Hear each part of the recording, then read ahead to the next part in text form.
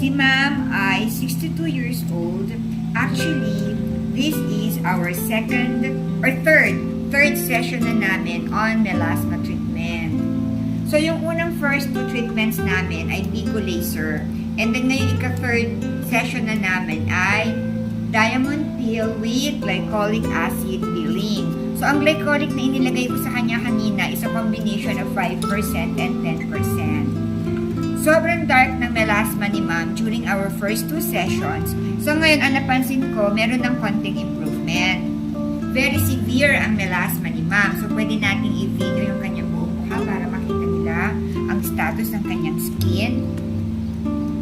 So sa ngayon, medyo nag-light-light na ng konti. Pero syempre, lagi ko ang sinasabi sa mga pasyente ko, wala namang magic sa paggagamot ng melasma.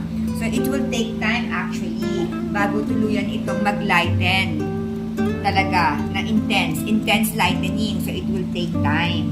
So, aside sa Pico Laser procedure at sa diamond na ginagawa namin sa kanya, well, nag-avail din si ma'am ng 11 na piraso na produktong inilalagay niya sa kanyang mukha.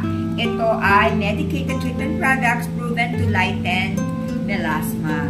After nito, makikita ulit kami ni ma'am after 3 weeks dahil ang susunod na session namin ay Pico Laser na